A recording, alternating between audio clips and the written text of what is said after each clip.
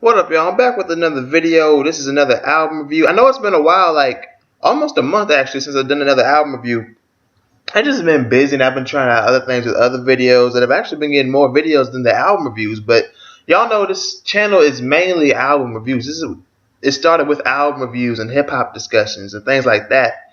So I'm sticking to that. Like, this other stuff is getting more views, but I'm not gonna sell out and just make it all that. I'm gonna keep doing videos like this, the album reviews, hip hop discussions, and things like that. And what I have for y'all today is Logic, Young Sinatra, Psychological Logic, The Incredible True Story, his second album. This is the first project I've heard from, like full project I've heard from Logic. I've heard some other songs, like maybe 3 or 4. I've seen him on DJ Vlad on YouTube getting interviewed, and I watched the whole interview. And I like this dude. He's pretty cool. But what can I say? On this album right here, I'm going to break it down, but he talks about some real conscious stuff right here. Political, conscious, but personally conscious on a couple of the songs on here. But really, he's talking to the fans. And I like this about this dude. From what I've heard from him before, he really loves his fans and he appreciates them. And he shows it on this album with a bunch of flow. Like, he can flow. He showed you on this whole album that he can flow, that he's actually one of the few rappers who wants to sing but can actually sing. So I appreciate him singing. Neo soul, jazz beats all on here. The production was fantastic. I liked it. What else can I say? Like I said, the flowing, the beats, the neo soul, the jazz, the small bit of pop appeal. And I'm not saying like that's for like the radio, because some of these songs are soundtrack worthy, if you ask me. But other than that, let's go ahead and get into this. Track number 1, Contact. Well, Contact was an okay. It was like a bit of just a intro, and that's all it was. But so I didn't really care for it, so I'm really gonna skip over that. But track 2, Fade Away, talking about how he's gonna rap and keep going until they say his name, until it fade away. And that was a pretty cool song. Like, I'll say this, the first whole part of the album, I enjoyed it. Like, I enjoyed this album pretty much. Like, the skits were, but only like 1 or 2 songs in here that I say, like, I'm just going to skip over. Like, it's not like they're bad songs or anything. I'm just not feeling them. But I preferred the first half over the second half of the album. Track number 3, Upgrade. Oh, man. What can I say? I felt like I was kind of listening to Kendrick Lamar's "Alright" song off of his album "To Pimp a Butterfly," but I liked the song. It was pretty cool. Like, it was repetitive saying "upgrade," but it was alright. But track number 5, like, whoa, this song right here, I swear I was listening to Drake, 6 Man on "If You're Reading This Is Too Late." I swear that's what I heard on here. That's what I heard. I was like, It sounds a little bit like Drake. He sounded like Drake on a couple more of these songs on here. I mean, it's like, let's try to shy away from that sounding like Drake. But he did. I mean, I can't deny that he sounded like Drake on some of these songs. So I was like, but it's cool. I like the song anyway. But track number 6, Young Jesus featuring Big Lenbo, or however you say that name. That's probably my favorite song on this whole album. Like, he said, take it back to the 90s. He's not really taking it that far back into the 90s. More like 1998, 1999. But it's cool. And this dude, I mean, like I said, Logic, he's flowing like usual, like he does in this whole project. But Big Lenbo, man, reminded me of some freaking Big Pun, rest in peace. But my God, and the dude happens to be Latino, just like Big Pun. I don't know if he's Puerto Rican like Pun, but man, Big Lenbo, nice feature on here. Like I said, I like how Logic keeps this album to himself. There's only like 3 features on this whole album. So it's like, okay, he can hold it down by himself. He has a couple features, but really, it's his album. You feel like it's his album. It's not a feature on every single song or like half of the songs on here. It's like, well, damn, if you do that, I'm like, is this really your album? Like really, your album? But he keeps it to himself, and I like it. Track number 7, Intermission. This was one of those songs where Logic is saying, I'm thankful for what I have. I know there are people in more fucked up situations. And this probably is my second favorite song on here. Like, it's featuring Lucy Rose. I appreciate her singing as well. If Logic would have sung on here, I wouldn't have minded. But track number 8, I Am the Greatest. Now this song right here, I'm gonna chop the shit out of this. Well, chop and screw this shit, but I call it Slugs and Jab. That's my style of it. It's the same style, just it's a different name. But I Am the Greatest. I like the song. Like when it first started off, I was like, yeah, I'm kind of leaning towards it. I kept listening to it. I'm like, okay, this is cool. I'm definitely gonna chop this song. This song is perfect to be chopped up. Track number 10, Lord Willing. Logic is just talking about how what he's already doing in the game right now, but he's gonna keep doing what he's doing, but he's gonna expand. He's gonna grow with time, Lord willing. I thought I was gonna hear like a bit of a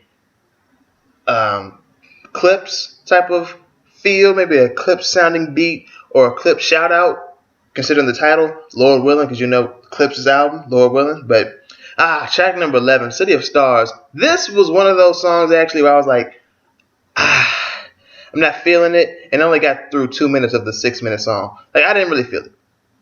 Track number 12, Stainless. This wasn't a bad song either, but it's not like this isn't going to be one of those songs I listen to again. But it was all right. Now, track number 14, Paradise, featuring Jesse Boykins III. I preferred the second half of this song over the first half. The first half was, it was all right, but the second half, that's when Logic, okay, I'm really feeling it. Like, he's kind of getting back to the first part of the album, like what he's talking about and the way the beat switches up. So I appreciate that, and it's pretty cool. Now, track number 15, Never Been.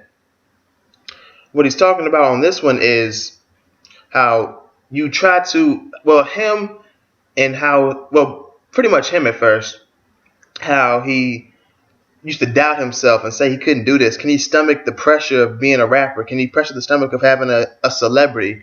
And he said, I gave up, but didn't really give up because I knew I wanted this. And now look where he's at now. He's saying, like, never been, because, like, well, you never know because you've never been. So don't doubt yourself now. And he tells his fans, like, y'all can do this shit too. And I appreciate that because I'm one of the young and inspiring type of guys trying to get into the business of hip-hop, with the music industry, entertainment, and things like that. So I appreciate him saying something like this. I'm glad I listened to this album, but let's go ahead and get into track number 16. Track number 16, Run It. Oh, man, this was I like this song a lot, too. This is not a hype song, but something that I was grooving to.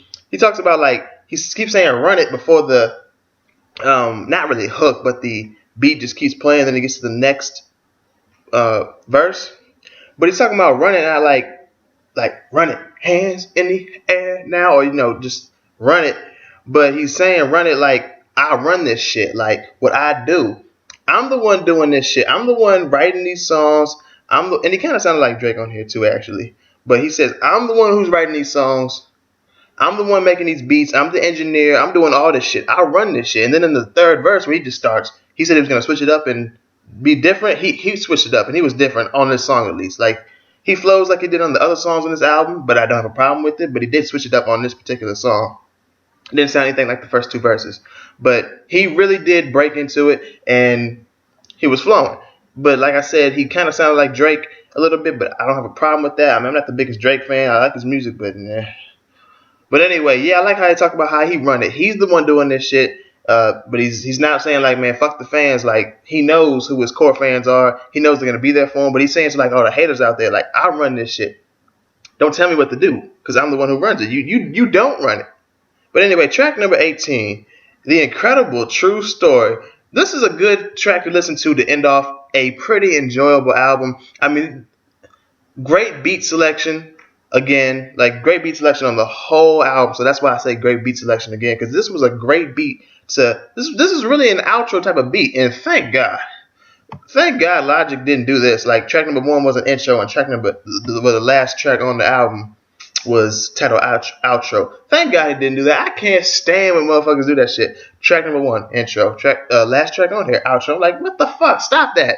Stop, please. But and it's great. Like, the last song on here is the name of the album, and it's wrapping up. Yo, this was The Incredible True Story. And I like the beat on here. It sounded like something I would have heard off of Joey Badass's debut album, which I reviewed, by the way, before the money.